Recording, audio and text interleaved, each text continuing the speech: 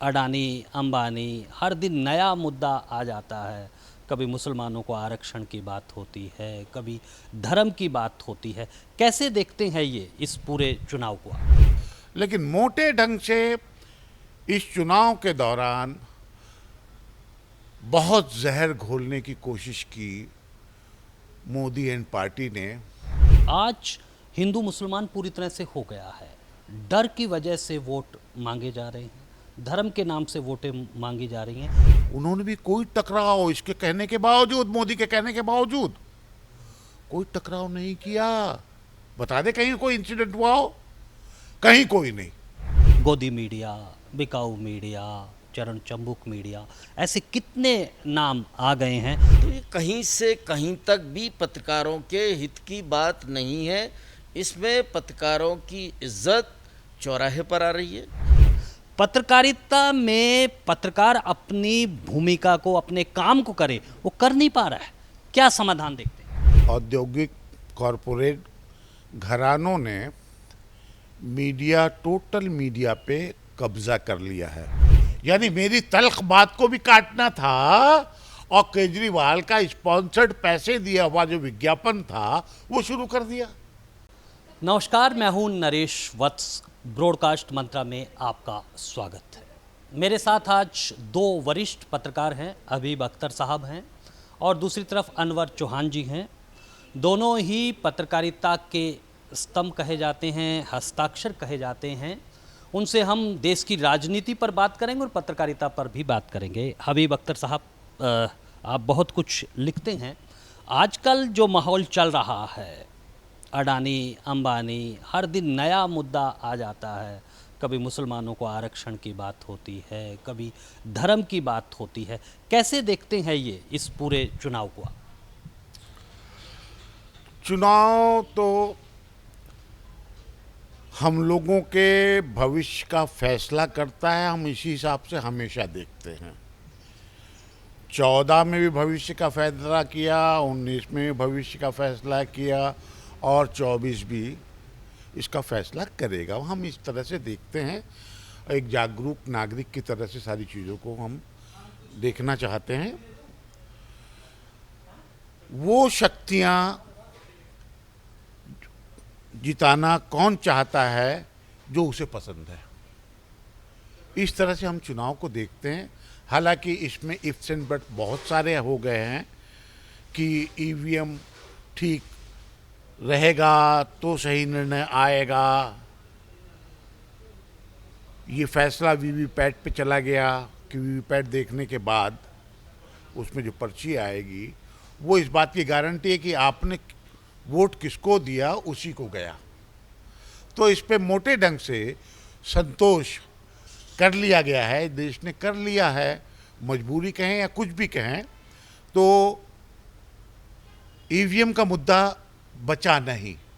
हो सकता है अगली बार बचे, लेकिन मोटे ढंग से इस चुनाव के दौरान बहुत जहर घोलने की कोशिश की मोदी एंड पार्टी ने, भाजपा ने, अमित शाह ने, राजनाथ सिंह ने। ये देश के लिए ठीक नहीं है। मैं धन्यवाद करता हूँ देश की तमाम जनता का कि मंगलसूत्र को उछाला, मुसलमानों के बच्चों की बात उछाली। अभी लेटेस्ट, बहुत देर कर दी हुजूर आते आते, लेटेस्ट इन्होंने कहा है अडवाणी अंबानी के बारे में। ये खामोश थे पार्लियामेंट जब उस हिलोरे ले रही थी उनके ऊपर आरोप लगाते हुए, ये खामोश थे। आज जब इन्हें लग रहा है कि कल को क्या जवाब देंगे, हम तो जा रहे हैं। मेरा मानना है आदमी जब जा रहा होता है तब सोचता है यार मर तो रहा हूं, सच बोल दो थोड़ा सा। तो मोदी वो काम कर रहा है। हबीब अख्तर साहब, आप हमेशा जब चुनाव होते हैं तो एक विश्लेषण देते हैं। आपको क्या लगता है कि जो मुद्दे हैं वो पीछे हटते जा रहे हैं? आज हिंदू मुसलमान पूरी तरह से हो गया है। डर की वजह से वोट मांगे जा रहे हैं, धर्म के नाम से वोटें मांगी जा रही हैं। ये तो एक सच्चाई है, लेकिन इसका समाधान क्या कांग्रेस के पास है? इसका क्या समाधान अखिलेश यादव के पास है? किसके पास है? क्योंकि वो एक धारा को मानते तो दूसरे दूसरी धारा को मानते हैं। एक तो ये मैं इस बात से असहमत हूँ कि देश का चुनाव हिंदू मुसलमान हो गया है। मुझे इतना बड़ा देश है, 140 करोड़ लोगों का देश है, 3 करोड़ की दिल्ली है, देश की राजधानी है। हिंदू मुसलमान अगर हुआ होता तो कुछ ना कुछ तो हुआ होता, कुछ नहीं हुआ है। प्रधानमंत्री के चाहने पर भी नहीं हुआ है, अमित शाह के चाहने पर भी नहीं हुआ है। मैं एक बात बताना चाहता हूँ, ईद वाले दिन ये एडमिनिस्ट्रेशन से, सेंट्रल गवर्नमेंट की तरफ से आदेश दिया गया कि मुसलमान ईद की नमाज सड़कों पे नहीं पढ़ेंगे, और इस आदेश के बावजूद कहीं नमाज सड़क पे पढ़ी गई, कहीं नहीं पढ़ी गई। मुसलमान पुलिस प्रशासन से कतई टकराया नहीं, कोई झगड़ा नहीं हुआ, कोई दंगा नहीं हुआ। आप समझ सकते हैं, पूरे हिंदुस्तान का मर्द मुसलमान सड़क पर था, यानी अपने घर से बाहर था, नमाज के लिए था। 1% भी ऐसे लोग नहीं होंगे जो नमाज नहीं पढ़ते ईद की। इट्स लाइक दिवाली, कि सब दिवाली मनाते हैं, सब दिवाली पूजन करते हैं। It's like that. सारा मुसलमान सड़कों पर था, और सब एक साथ जब होते हैं तो आदमी में प्रोवोकेशन भी आता है कि हम तो निमट लेंगे इनसे। वो कहीं किसी से कोई नहीं टकराया, ना बाद में उसके खिलाफ कुछ किया। इन्होंने तो चाहा था कि खूंरेजी हो जाए ईद वाले दिन और हम चुनाव में रोटियां सेक लें, कुछ नहीं हुआ। और हिंदू की तारीफ करनी होगी, उन्होंने भी कोई टकराव, इसके कहने के बावजूद, मोदी के कहने के बावजूद कोई टकराव नहीं किया। बता दे कहीं कोई इंसिडेंट हुआ हो? कहीं कोई नहीं।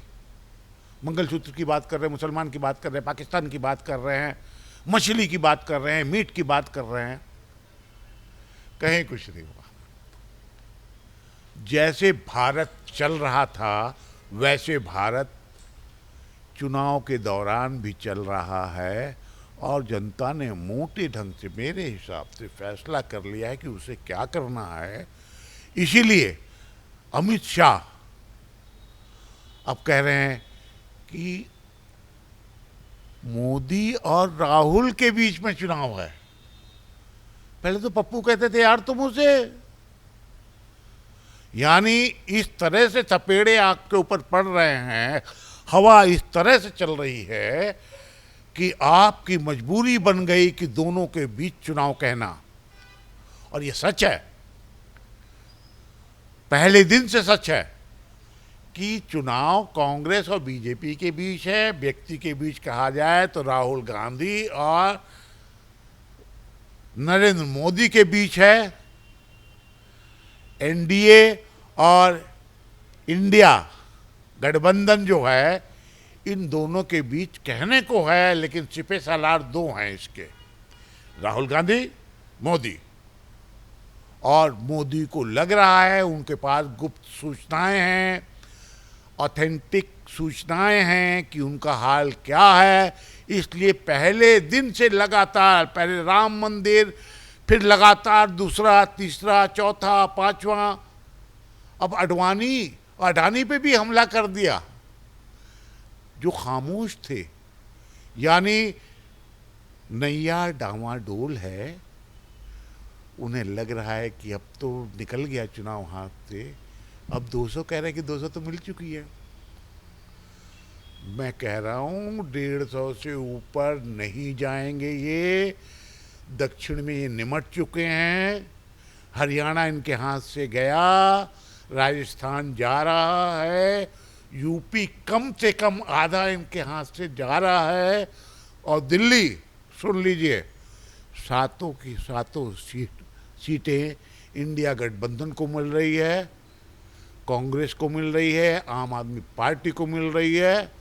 नोट कर ले, लिख ले, और एक बात और, किसी को अगर मेरी बातों से ऐतराज़ है, एक बात बता दे मुझे, कहीं थाली ताली वाले लोग उस जोश में दिखाई दे रहे हों पूरे देश में, तो मैं मान लूँगा कि ये सरकार बना लेंगे बीजेपी वाले।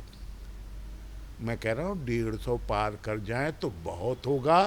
पूरा कार्यकर्ता हताश है, निराश है, उसे कोई उम्मीद नहीं है। इसलिए इंडिया गठबंधन आ रहा है, सरकार इसी की बनेगी। धन्यवाद। हबीब अख्तर साहब ने अपनी बात कही। अनवर साहब, आपसे मैं जानना चाहता हूँ, थोड़ा मीडिया पे भी बात कर लें। जब हम रिपोर्टिंग करते हैं तो गोदी मीडिया, बिकाऊ मीडिया, चरण चंबुक मीडिया, ऐसे कितने नाम आ गए हैं, और जो हमारे बड़े पत्रकार हैं वो भी कहते हैं कि अखबार मत पढ़िए, मत देखिए। मुझे एक शायर की बात याद आ रही है, वो कहते हैं कि किताबें रिसाले ना अखबार पढ़िए, मगर दिल को हर रात एक बार जरूर पढ़िए। एक पत्रकार के रूप में आपको लगता है कभी दिल रात को पढ़ते हैं दिल को, कि ये कहाँ, किस पत्रकारिता में हम जा रहे हैं, कैसे इसका हल है? क्योंकि मेरा सवाल ये कि समाधान नहीं दे रहा है, या वो इधर की बात कर रहा है या उधर की बात कर रहा है, लेकिन समाधान नहीं है। आप भी सोचते हैं ऐसा क्या? हाँ, देखिए, जो इस वक्त मेन स्ट्रीम मीडिया है वहाँ से निष्पक्षता बिल्कुल गायब है। कोई ना कोई किसी ना किसी पक्ष की बात कर रहा है। और मैं तो नहीं कहूँगा गोदी मीडिया, लेकिन एक नया नाम मिल गया है, गोदी मीडिया। कौन है ये गोदी मीडिया, आप समझ रहे होंगे। तो चूँकि अपनी जिम्मेदारी निभाना हम पत्रकारों ने छोड़ दिया, इसलिए इस तरह के ये नाम पड़े, गोदी मीडिया हो या हो सकता है कुछ और भी नाम पड़ जाए। पत्रकार का एक धर्म होता है निष्पक्षता बनाए रखना। उसका मकसद ये नहीं है कि वो भाजपाई हो जाए या कांग्रेसी हो जाए, समझे ना। लेकिन मैं देख रहा हूँ मेन स्ट्रीम मीडिया वो किसी न किसी पक्ष की बात कर रहा है। ये तो है मीडिया के बारे में बात। और चूँकि मैं आज से नहीं, लगभग 33 साल से पत्रकारिता कर रहा हूँ, मैंने वो दौर भी देखा है जब 2 लाइनें छपा करती थी किसी अखबार में तो एक्शन हुआ करता था, 2 लाइनों पर एक्शन हुआ करता था। आज पूरे समाचार पत्र भर दिए जाते हैं तो एक्शन नहीं होता। तो अपनी जो एक इज्जत, वक़ार, जो इमेज थी वो मीडिया ने खो दी है। किसी का कुछ नहीं गंवाया, अपना ही खुद गंवाया है इस तरह की पत्रकारिता जो कर रहे हैं लोग। और हैरत होती है कि बड़े बड़े चैनल जिनके नाम हैं, उन चैनल में बैठ कर के जो पक्षपाती पत्रकारिता हो रही है, किसी पार्टी के प्रवक्ता के तौर पर एंकर सवाल करता है, तो ये कहीं से कहीं तक भी पत्रकारों के हित की बात नहीं है। इसमें पत्रकारों की इज्जत चौराहे पर आ रही है।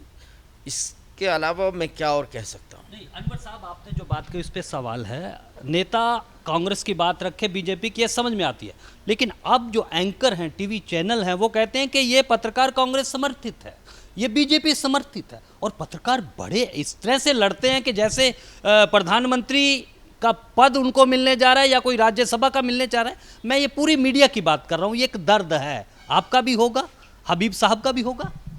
जी बिल्कुल, जाहिर सी बात है, तकलीफ़ होती है। मैंने वो पत्रकारिता देखी है जब बड़ा वक़ार, बड़ी इज्जत होती थी। पत्रकार एक किसी दफ्तर, मैं क्राइम रिपोर्टर था, मुझे इतनी अच्छी तरीके से पता है, जब मैं PHQ जाया करता था, कार्ड अपना CP को भिजवाता था, तो CP उठ कर के दरवाजे तक आया करते थे, और जब छोड़ने जाते थे तो दरवाजे तक छोड़ने जाया करते थे।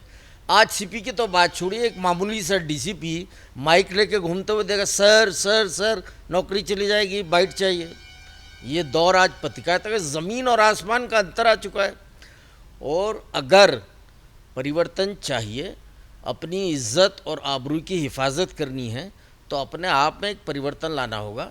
वरना जिस तरह से आप लोगों की इज्जत चौराहे पे नीलाम हो रही है, इसी तरह से नीलाम होती रहेगी। जो पत्रकार हैं, जो इस तरह से पक्ष नहीं बनना चाहते, मैंने देखा वो ज़्यादातर पत्रकार अपने घर बैठ गए हैं। लेकिन मेन स्ट्रीम मीडिया जो है, वहाँ कहीं ना कहीं किसी ना किसी पक्ष की पत्रकारिता हो रही है। निष्पक्ष पत्रकारिता देखने को कतई नहीं मिल रही।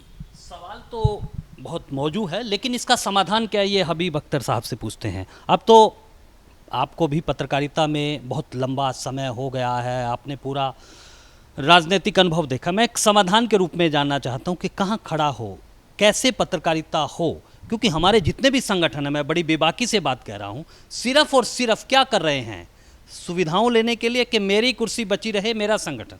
पत्रकारिता में पत्रकार अपनी भूमिका को, अपने काम को करे, वो कर नहीं पा रहा है। क्या समाधान देखते हैं? देखिए, इसका समाधान फिलहाल तो नहीं है, क्योंकि औद्योगिक कॉरपोरेट घरानों ने टोटल मीडिया पे कब्जा कर लिया है।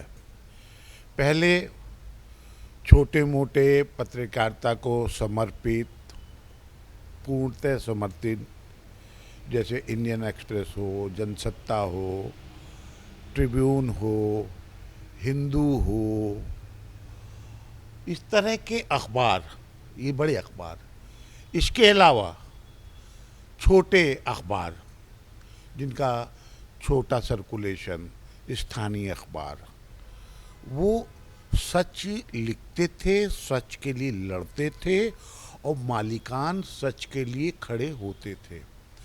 मुझे याद है प्रेस सेंसरशिप जब लगी थी, बिहार में सेंसरशिप लगाई गई थी, तो वो कानून पास होने जा रहा था, तो हम लोग प्रदर्शन के लिए उसके मुखालिफ खड़े हुए, तो बाकायदा मैं देखता हूँ कि इंडिया गेट के ऊपर रामनाथ गोयनका जैसे अन्य मालिक भी उस प्रदर्शन में शामिल हुए, और हम लोगों की, पत्रकारों की नासमझी,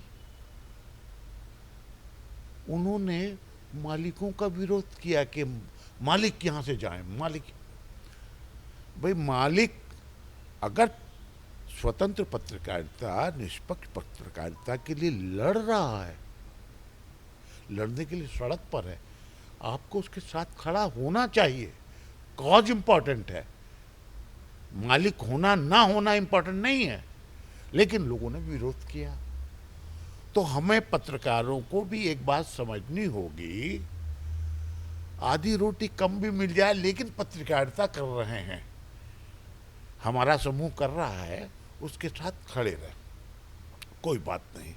हम लोग खड़े रहे, बहुत लोगों ने बहुत कुछ बर्दाश्त किया पत्रकारिता करने के लिए। अब क्या हुआ है कि जो भी बड़े पत्रकार, खास करके ये दौर तो इलेक्ट्रॉनिक्स का दौर है, डिजिटल दौर है, चैनल्स का दौर है, तो उस दौर के अंदर इन्होंने पहले तो पूरे चैनल्स पर अपना आधिपत्य जमा लिया, खरीद लिया। तो जिसने खरीदा उसकी पॉलिसी तय करता है। अच्छा, औद्योगिक घरानों की, अपने कॉरपोरेट सेक्टर्स की हिफाजत करने के लिए वो उसका इस्तेमाल करते हैं। अच्छा, वो इस्तेमाल कर रहे हैं, तो आप तो इस्तेमाल हो गया, अगर नौकरी कर रहे हो तो वो आपको एजेंडा। पहले दौर ये था, हमने ऐसे सब, मैं गर्व के साथ ये बात कहना चाहता हूँ कि हमने वो दौर देखा है कि मेरा संपादक कहता था ये विज्ञापन नहीं जाएगा, इस पेज पे ये खबर है, ये खबर नहीं हटाई जाएगी, वो विज्ञापन नहीं जाता था। अब किसी संपादक में ये हिम्मत हो, ये कह दे कि ये विज्ञापन नहीं जाएगा, खबर जाएगी, ये बात तो छोड़िए, हम दोनों बात कर रहे हैं, मैंने खुद देखा है चैनल में बैठे हुए, हम दोनों की बात हो रही है, वो एंकर को, आप जैसा एंकर हो, उसको मैसेज आया कि बात आपने यहाँ डाइवर्ट कीजिए थोड़ा सा, पता लगा कि सामने केजरीवाल का स्पॉन्सर्ड भाषण शुरू हो गया, मेरी बात वहाँ रुक गई। यानी मेरी तल्ख बात को भी काटना था, और केजरीवाल का स्पॉन्सर्ड पैसे दिया हुआ जो विज्ञापन था वो शुरू कर दिया। ये बात हाँ, क्या करेंगे आप? यहाँ तक हुआ है कि हमारे ही लोगों ने हम जैसे पत्रकारों को लिस्ट में रखा हुआ, लेकिन बुलाया नहीं जाता, क्योंकि हम लोग अपनी बात कहते हैं और अपनी बात कहना जानते हैं, हमारे पास तथ्य है, सत्य है, तजुर्बा है, लेकिन उनको काट दिया गया है। बहुत सारे लोग नौकरी से निकाल दिए गए, निकल गए, कोविड के बहाने भी नुकसान पहुंचाया गया और कोई सरकार इसके लिए खड़ी नहीं हुई। किसी ने कोई मदद नहीं की पत्रकारों की जो बेरोजगार हुए हैं। तो एक बड़ा संकट है। और मुझे 1996 में मैंने राजकिशोर जी का एक लेख पढ़ा था, उसमें उन्होंने कहा था कि पहले लोग चिट से फंड बनाते थे, चिट फंड कंपनियां, और अब लोग फंड से चिट निकाल रहे हैं। आज वो उनकी बात अक्सर सत्य हो गई है। लेकिन आज मेरे साथ दो अनुभवी पत्रकार बैठे हैं, उनकी ही मौजूदगी में मैं ये कहना चाहता हूँ कबीर की वो बात कि कबीरा खड़ा बाजार में मांगे सबकी खैर, ना काहूँ से दोस्ती ना काहूँ से बैर। हम उसी की पत्रकारिता के आगे बढ़ेंगे। हम कितना सफ़र तय करेंगे ये नहीं कहते, लेकिन हमारा प्रयास जारी रहेगा। आज के लिए बस इतना ही। मुझे मेरे सहयोगी रविंद्र के साथ दीजिए अनुमति और आप बने रहें ब्रॉडकास्ट मंत्रा के साथ। अडानी, अंबानी, हर दिन नया मुद्दा आ जाता है। कभी मुसलमानों को आरक्षण की बात होती है, कभी धर्म की बात होती है। कैसे देखते हैं ये इस पूरे चुनाव को? लेकिन मोटे ढंग से इस चुनाव के दौरान बहुत जहर घोलने की कोशिश की मोदी एंड पार्टी ने। आज हिंदू मुसलमान पूरी तरह से हो गया है। डर की वजह से वोट मांगे जा रहे हैं, धर्म के नाम से वोटें मांगी जा रही हैं। उन्होंने भी कोई टकराव, इसके कहने के बावजूद, मोदी के कहने के बावजूद कोई टकराव नहीं किया। बता दे कहीं कोई इंसिडेंट हुआ हो? कहीं कोई नहीं। गोदी मीडिया, बिकाऊ मीडिया, चरण चंबुक मीडिया, ऐसे कितने नाम आ गए हैं। तो ये कहीं से कहीं तक भी पत्रकारों के हित की बात नहीं है। इसमें पत्रकारों की इज्जत चौराहे पर आ रही है। पत्रकारिता में पत्रकार अपनी भूमिका को, अपने काम को करे, वो कर नहीं पा रहा है।